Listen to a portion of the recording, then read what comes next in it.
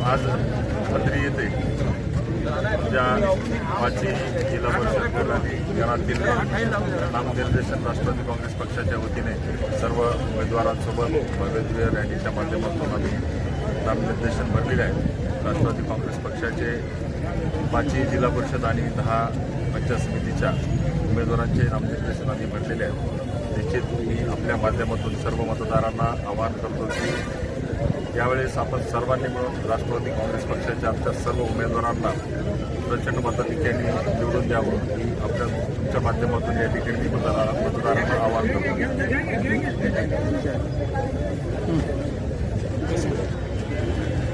दादा, समोरची रणनीती कशी असणार आहे आता प्रचाराच्या निमित्तानं? निश्चित स्वरूपामध्ये उद्या नामनिर्देशन भरण्याची शेवटची तारीख आहे। आमचे पूर्ण नामनिर्देशन भरलेले आहेत। उद्या आम्ही सर्व उमेदवारांचे एबी फॉर्म दाखल करणार आहोत आणि अधिकृतरित्या प्रचाराला त्या ठिकाणी सुरुवात होणार आहे।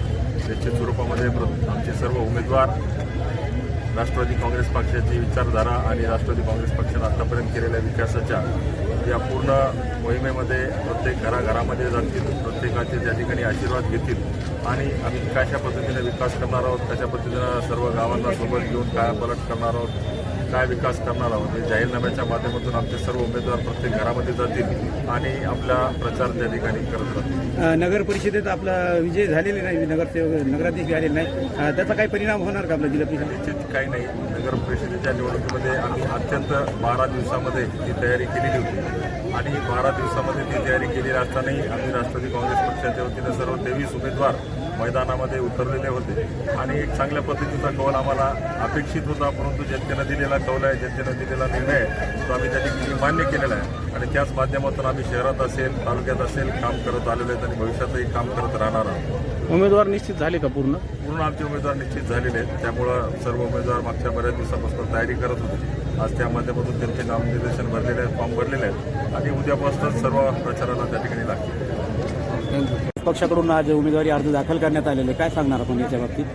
सर्वप्रथम मी आमचे आमदार, लोकप्रिय आमदार राजेदा विटेकर यांनी जे तालुक्यात राष्ट्रवादी पक्षाचे 5 जिल्हा परिषद सदस्य आणि 10 पंचायत समिती सदस्य उमेदवार दिले आणि त्यांच्यामुळं आम्हाला निश्चितच तालुक्यात फायदा होणार आहे।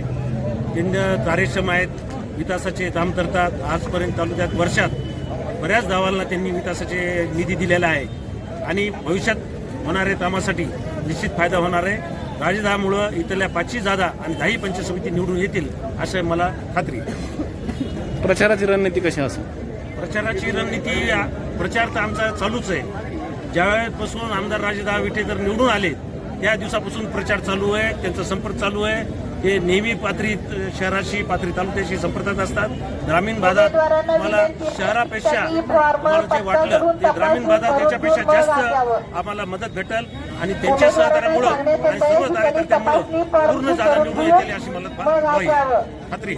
आजच्या पत्रकार परिषदेच्या माध्यमातून सर्कलमधल्या नागरिकांना, जनतेला काय आवाहन करणार? त्यांना आवाहन करतो की आपले महाराष्ट्रात महायुतीचं सरकार आहे आणि एक आमदार आपल्याला सत्तेमधलं मिळालेला आहे आणि आज जिल्हा परिषद पंचायत समिती जर निवडून आल्या आमच्या पक्षाच्या तर निश्चितच आमदारांना सुद्धा काम करायला सोपं जाईल आणि एक ग्रामपंचायत, जिल्हा परिषद पंचायत समिती आणि आमदार हे यांच्यामुळं तालुक्याचा विकास होईल। त्यामुळे सर्व जनतेला विनंती करतो, 5 सर्कलमध्ये नागरिकांना, मतदारांना विनंती करतो की राजेदाच्या पाठीमागे राहून राष्ट्रवादीचे सर्व उमेदवार निवडून द्यावेत अशी माझी विनंती। काय सांगणार याच्या बाबतीत?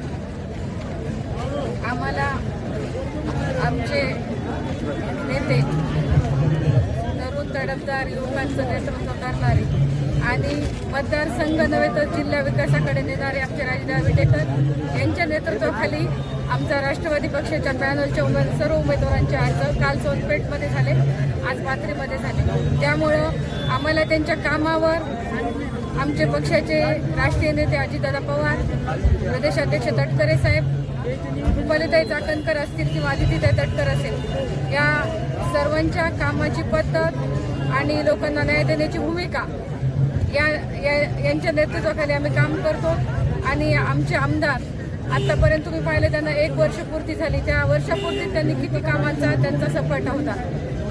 राज्यात अजितदादा आणि आपल्या मतदारसंघात राजेदादा हे अजितदादाच्या तालमीत तयार झालेलं एक नेतृत्व आहे। ग्रामपंचायत मार्केट कमिटी, जिल्हा परिषदचे अध्यक्ष ते आमदार यापर्यंत त्यांचा जी काम करण्याची पद्धत आहे त्यांच्या नेतृत्वाखाली आम्ही सर्व कार्यकर्ते काम करतो.